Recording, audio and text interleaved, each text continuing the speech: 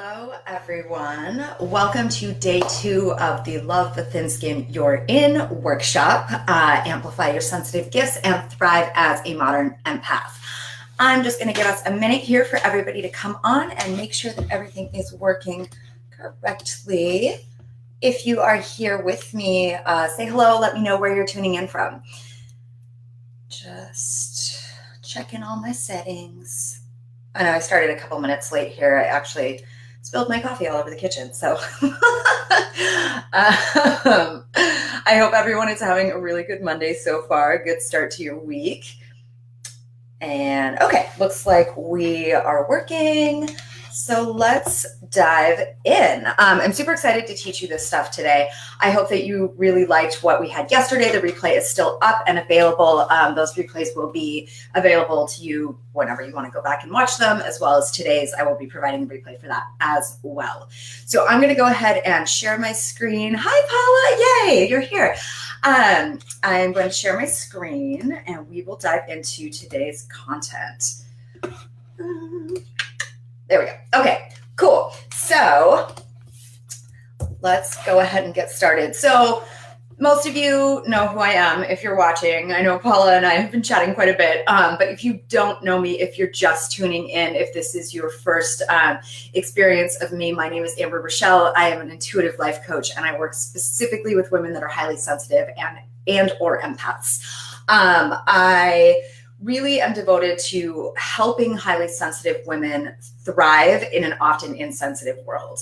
I work with women who struggle with constant anxiety, who've been told their whole lives that they're too emotional and too sensitive. And we really work together to help you manage the sensitivity so that you can feel safe in this world and finally feel confident in who you are.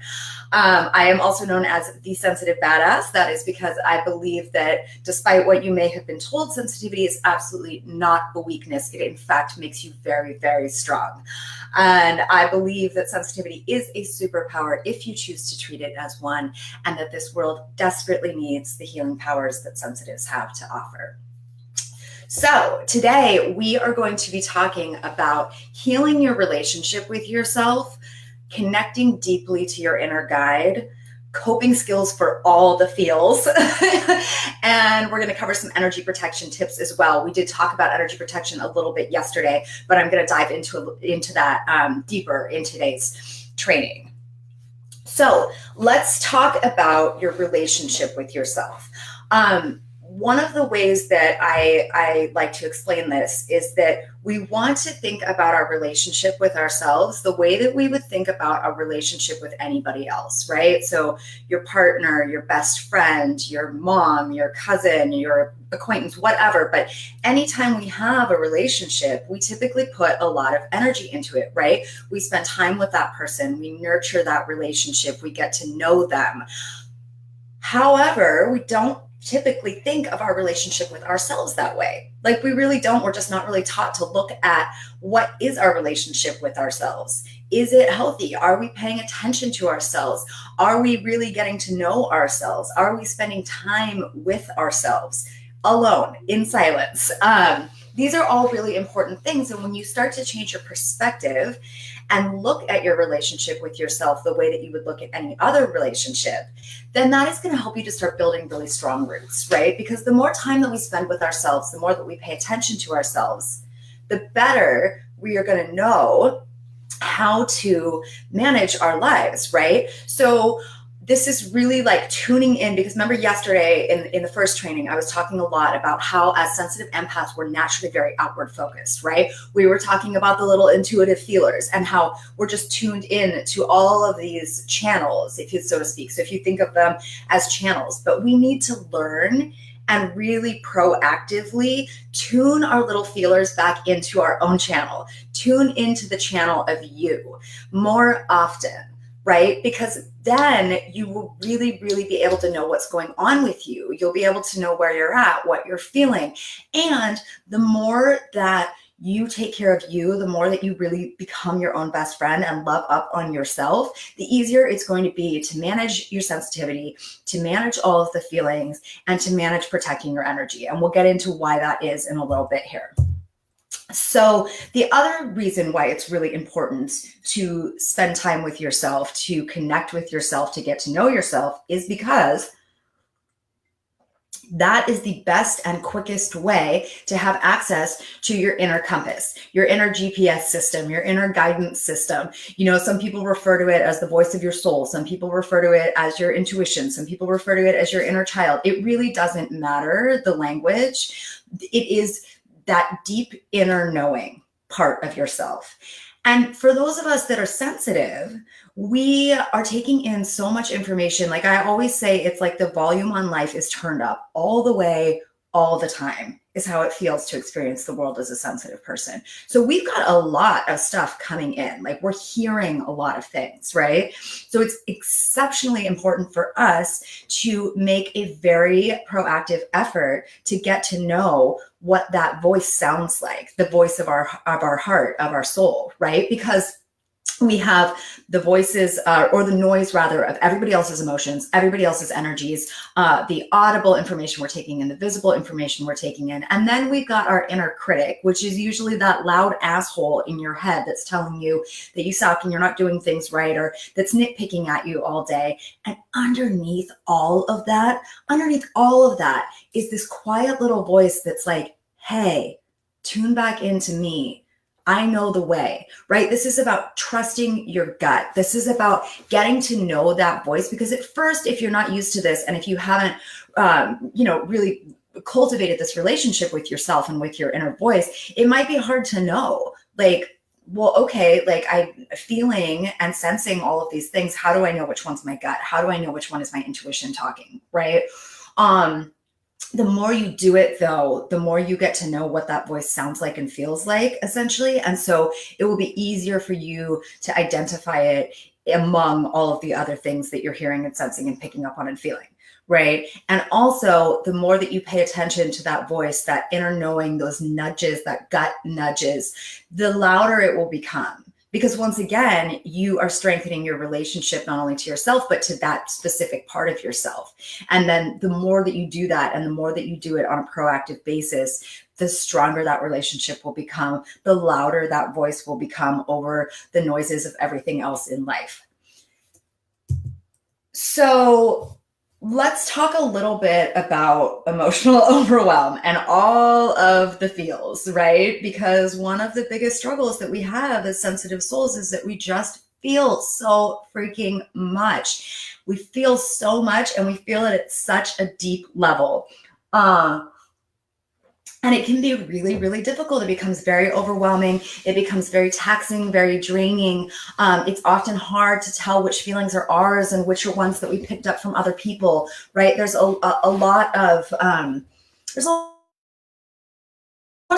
in life, we've got so much going on and so much we have to pay attention to and so many things we have to take care of. But then for us sensitives, we also have kind of this mountain of feelings that we're carrying around all the time. And it starts to feel like we're carrying the weight of the world on our shoulders. And it can make us get triggered very easily. It can, it just makes it really hard to know where to begin with all of these feelings. So the fastest way out is to feel them. And I know you're probably saying, wait, but I am feeling them. That's the problem. So what are you talking about, Amber? What I'm talking about is this. So before I did all of this work on myself and became trained, became an expert in sensitivity, what I used to do, and I didn't even realize I was doing it, but because there was I was carrying around so many feelings, like when mine came into play, like my actual feelings, not the stuff I was picking up from other people, I would shove them to the side. I was like, I would do anything to numb out, because it was just one more thing. It was too much. And also because I had gotten the feedback and messages from the world around me that my feelings were somehow wrong, that they were somehow invalid. Because when you're talking about something and somebody says to you, you're overreacting, you're being too sensitive, you're being too dramatic, anything along those lines, which I'm sure you guys have all heard, what that says is your feeling is wrong. Your feeling is somehow incorrect, which if you think about it is complete nonsense, because nobody's feelings are wrong. But when you hear that over and over and over and over again, oftentimes what happens, and what happened to me, is that I started to invalidate my own feelings. So if I was feeling something, I would tell myself, no, you're being a baby, you're being too sensitive. push it away, push it away, push it away. When we do that, when we keep pushing these feelings away and, eating over them, drinking over them, or whatever we're doing to numb out, to run from the feelings, they don't go anywhere, guys. They don't just disappear. This is the thing. They stick around. They stick around. You may have pushed them way over here, but they're still there. And so when you're carrying around all of these unfelt feelings, and then you're layering on top of it more and more and more unfelt feelings, not to mention everybody else's feelings that you're carrying around, no wonder you feel drained and overwhelmed, and no wonder the thought of tuning into these emotions is just completely petrifying, right? So I used to feel like I was like running, there was a tidal wave of feelings behind me, and I was just running and running and running and running from them. And I was afraid if I opened that door, it was just going to unleash these floodgates. But the truth here is that the fastest way out is to actually feel the feelings. As hard as it can be, as intense as it can be in the moment, if when a feeling comes up, we honor it, we hold space for it, we have compassion for ourselves within it, we look at it, we ask it questions. Why am I feeling this? Where did this come from? What is this trying to tell me? And just really sit in the feeling, it will relax and move on. It's when we don't do that, when we don't listen to these feelings, that they stick around and they're just glued all over us. And that's why we feel so heavy. Sorry, my cat is running around with her toy. And the other thing that we want to be aware of is that all emotions are welcome, right? We unfortunately live in a society, especially in America, where it's kind of like you're supposed to be happy all the time. And if you're not, think about it. If you're in a bad mood or if you're having a bad day, what is the response that you often get from people? What's wrong with you? Are you okay? Let's fix this. Let's cheer you up. And okay, yeah, of course, that's like a sentiment there is sweet, but the message, the kind of like vague messaging around there is that it's not okay to have feelings that aren't pure joy or happiness, right? Which is so crazy because there is actually a rainbow of emotions for a reason. Sure, happiness is the end goal, overall happiness, but we really, really can't have that if we're not really looking at all the other feelings. Being angry is okay. Being sad is okay. Grieving is okay. Having a hard day is okay. Yeah, Paula says Australia too. Yeah, it's, we get these messages, or if you go to the doctor and you're struggling, it's immediate, let's push you on medication. And I'm not, by the way, real quick, I am not, sometimes medication is very necessary and very helpful. But it's that quickness to say, oh, you're not happy, let's fix this with a pill. Let's fix this with, without looking at what's really going on there. So it's just really important that we let ourselves be okay with having all of the emotions and feeling all of the emotions. The other thing that's really helpful is having somewhere to put the emotions, right? So, journaling is huge. Even if it's just like, I recommend to people, just sit down for 5 to 10 minutes a day and just free write. My coach says to me, she gave me a beautiful journal prompt that I really love, which is, what does it feel like to be me today? So simple, but so profound, right? What does it feel like to be you today? What does it feel like to be in your skin? What does it feel like to be in your heart? Right? Like right from that place. Because once again, this is tuning back in. It's tuning back into us. It's paying attention to where we're at. And also this writing will help you to sort out what's yours and what's not. And also it will help you to release, because when we're writing things down, it is a physical act of taking them out of our brains and our hearts and putting them on the page. Another thing that I recommend is to use what I call a worry journal. What this is it's, I typically recommend that people have a dedicated notebook or journal specifically for this, because back to the not wanting to have any emotions that aren't pure joy, right? Sometimes we censor ourselves when we're writing, even though it's our journal. It's like our place to put things. I've noticed with my clients, and I used to do this to myself too, that I would write as if somebody else was going to read it. I would stop myself from writing the full truth, because it felt weird, honestly. So the worry journal is, this is typically most helpful for people to do right before you go to bed or right when you wake up in the morning. And it's just a place to like dump all the shit. So just write in there, I hate this. This sucks. I'm struggling with this. I'm worried about this. I'm really mad at this person. I wish this was different. I don't know what to do about this. Right? Just dump it there. And it's not like all of these tips that I'm teaching you guys, none of them are like miracle workers, right? But it's the combination of all of them that is going to help you to release these feels so much faster and so much easier.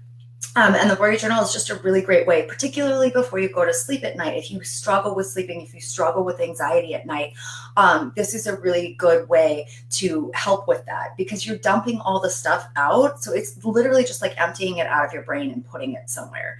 And all the icky things, the icky things that we don't like to admit that we're feeling, that we don't like to feel, that, we judge ourselves for, whatever, just put it all there. It's in that one dedicated notebook.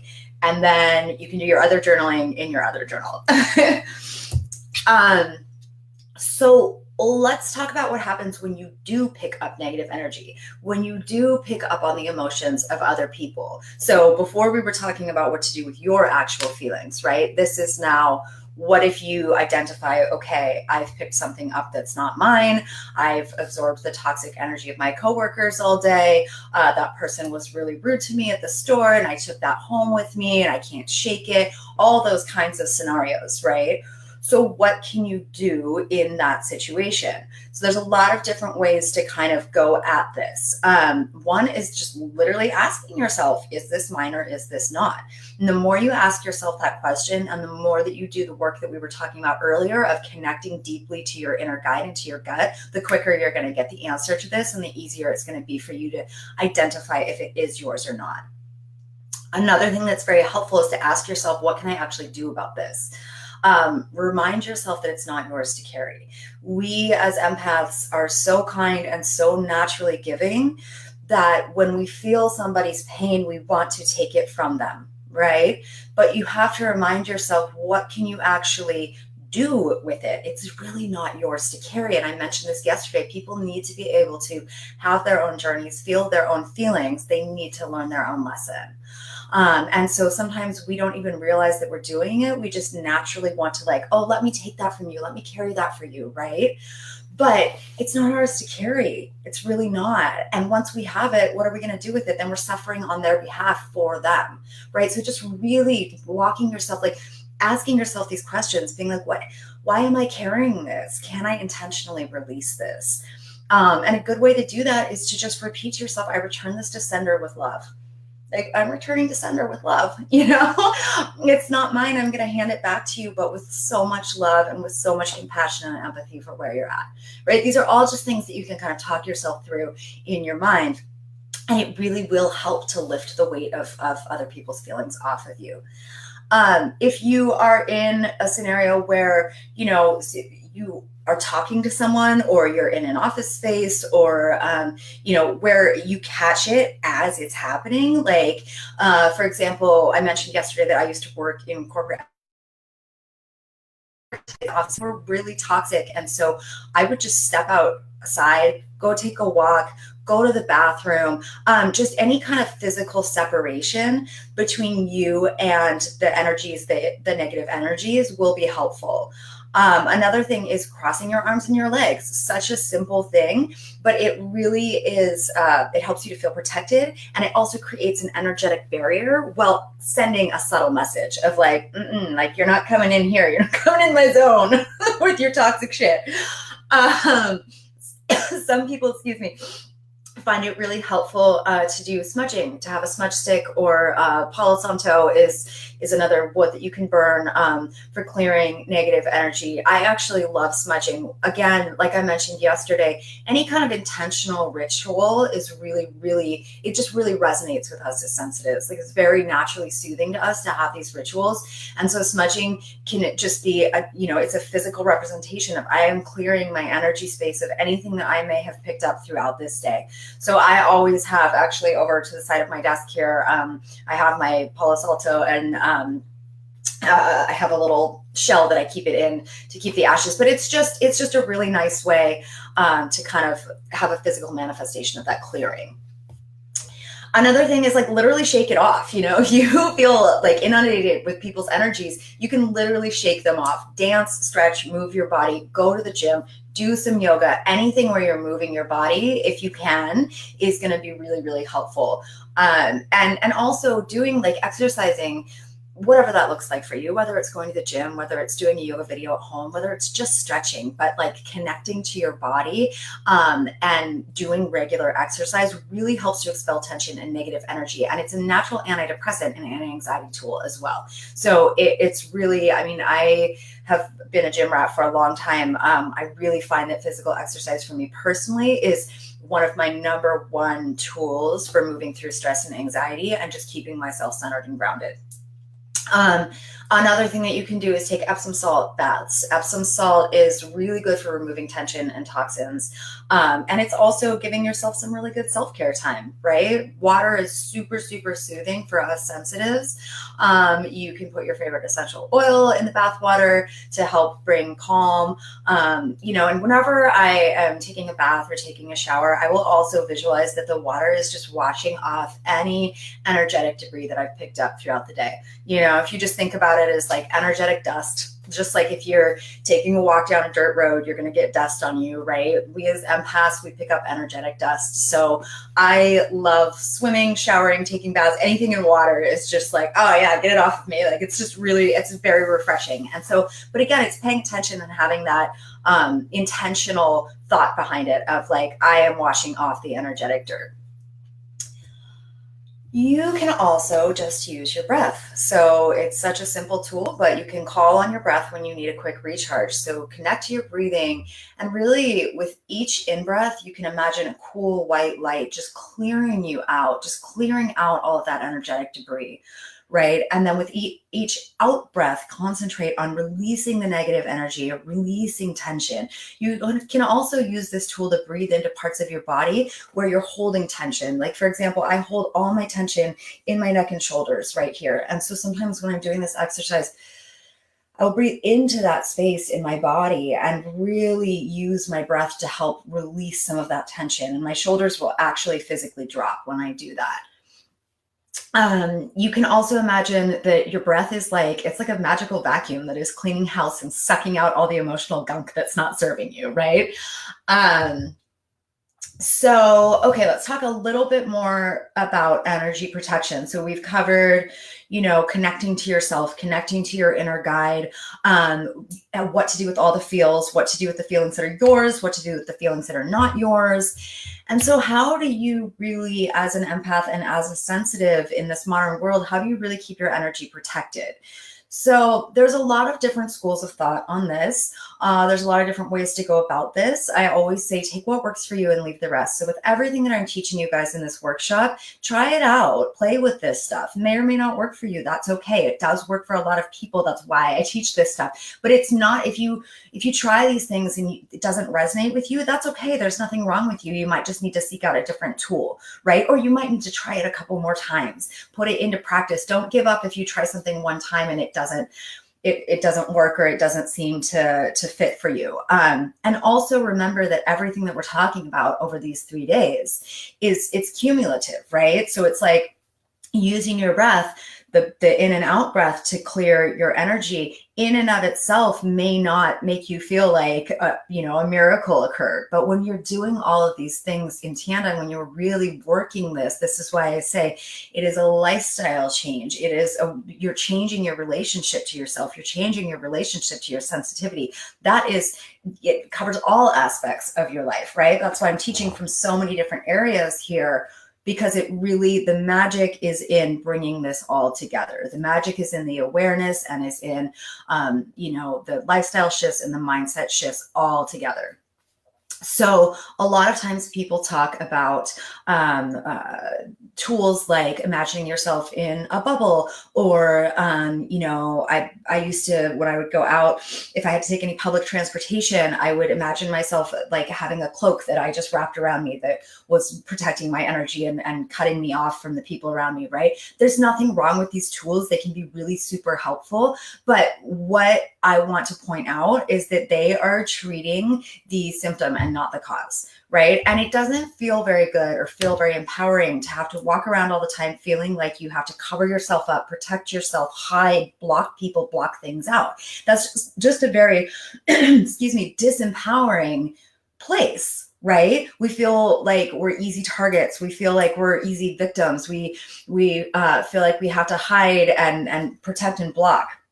So the opposite of this, or rather a different way to look at this, is not necessarily having to protect yourself all the time, but having long-term solutions so that you feel more safe in the world, so that you feel more empowered, so that you feel more confident, so that you feel more grounded and calm throughout your day, so you don't constantly have to feel like you need to protect yourself all the time. So how do you do that? Okay, there is a lot of different ways to do this.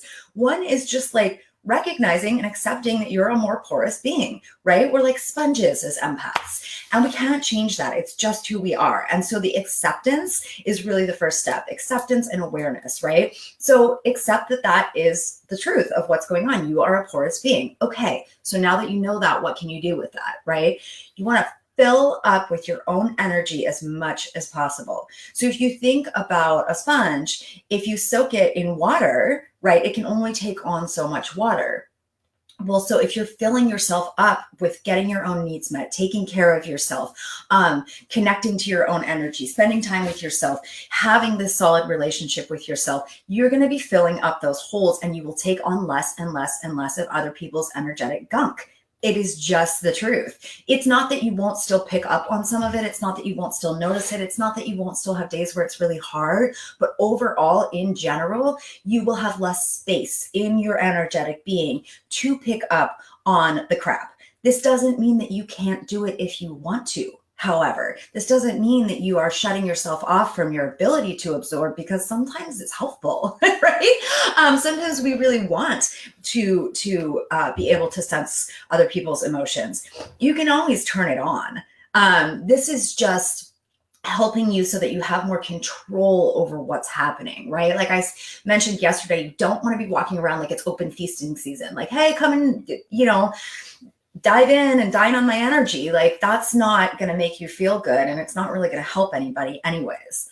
So when you are having your own needs met, and for sensitives, I mean, for anybody, this is just typical like human needs, right? But for sensitives, if we don't, for example, if we're hungry, or if we haven't gotten enough sleep, if we're not getting our basic needs met, then it affects us even deeper than it would anybody else. I mean, anybody gets hangry or gets grumpy when they're tired, right? But for us, it affects us even harder. And so just getting your base needs met, like making sure that you're eating regularly, making sure that you're getting enough sleep.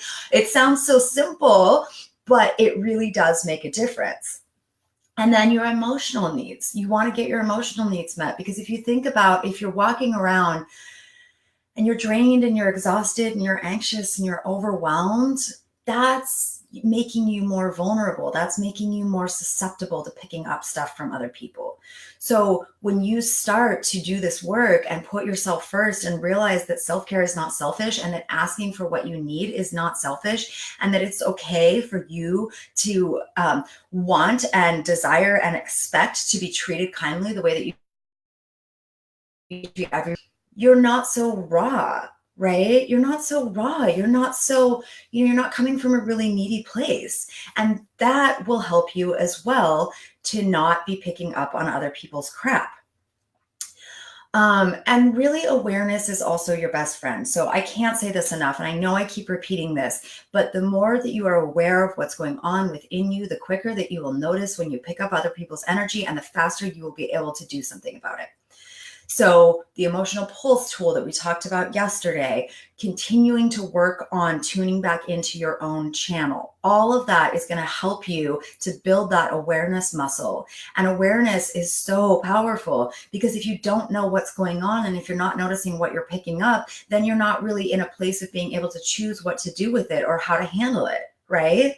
So this is all putting you back in the driver's seat. This is all you taking back the reins. Take back control over your own energy. It's yours, and it's precious, and you need it. And you need to do this if you want to be able to live and thrive as an empowered empath. You can also, if you are a spiritual person, which I very much am, you can call upon your spiritual guides to help you as well.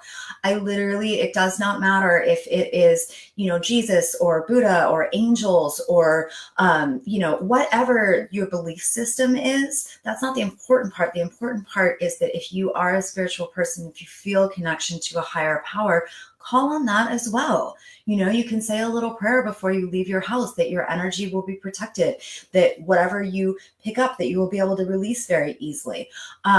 You can, at the end of the day, ask your higher power to step in and to help you clear anything that you may have picked up, right?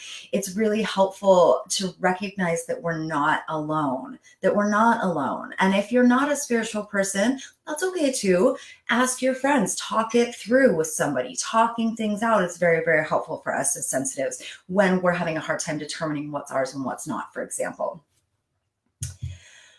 So that is the bulk of our training today. You guys, if you have any questions, always feel free to pop them into the comments. Or if anything comes up later on, I always check back on these videos. So just tag me and let me know if you have a question. I'm happy to answer any questions that may come up during these trainings. Tomorrow, we are going to be talking about building confidence, how you can be more confident as a sensitive woman, how to give intentionally. So I mentioned this a little bit before about, you know, choosing where you're putting your healing energy, that you don't have to shut it off, that you can turn it back on. How do you do that? We're going to talk about that tomorrow. What does it look like to live life as an empowered empath? And how can you really start to amplify your sensitive gifts? Now that you've been given all these tools to deal with the struggles that come along with being sensitive, how can you then start to amplify the awesomeness and the gift part of being sensitive? How can you start to use that? How can you start to notice that more? How can you start to connect to that more? How can you really foster and grow that gift? So we're going to be diving into all of that tomorrow. So hopefully you will join me again tomorrow. Tomorrow will also be at 1 p.m. PST. So, and then I mentioned this yesterday. You guys know by now probably that I am enrolling for my Sensitive Badass 6-month coaching mentorship, which is my signature program, my favorite program that I run twice a year, where we really take everything that we've been talking about yesterday and today and that we're going to talk about tomorrow and take it to the next level. Take it really, really, really dive into it through the lens of your own unique life, right? So it's one-on-one work with me so that I can help you to practice and grow these skills and to figure out what this looks like in your own individual life and how to make this work for your unique personality, and really help you to get focused on your goals, help you to live more intentionally, and really help you to rock it as an empowered empath. There's also a group aspect to this to this program, where at the end of the month, we have a group call, which is really cool because it's a teaching call. And also it really expands your support network. So you don't just have me as your guide through this journey, but you have the other 10 women that are in the program who are really holding space, like magical, powerful space for your growth, for your vision, for yourself, and are really walking through the work with you. I said yesterday, but there's something so powerful about when a group of women come together with a mutual intention, with mutual goals, and really support and hold that space for one another. So if you guys have been reading about the program, if you're interested, I highly encourage you to book a call with me. I'm doing free calls all this week, just where we can kind of chat, get to know each other, figure out what you're really struggling with your sensitivity right now, and then explore if this program is the right fit for you or not. So we are closing enrollment on December 9th. That is this upcoming Sunday at midnight. So all week I'll be taking calls. So I'm going to put the link below here for the mentorship details and sign up page, and for the link to book a call with me. If you feel intrigued by this program, I would absolutely love to talk to you. So I hope today's training was helpful for you guys. Thank you for everybody that joined me live. Paula, it was lovely to see you here again. And I will be back tomorrow at 1. All right, I hope everybody has a beautiful rest of their Monday.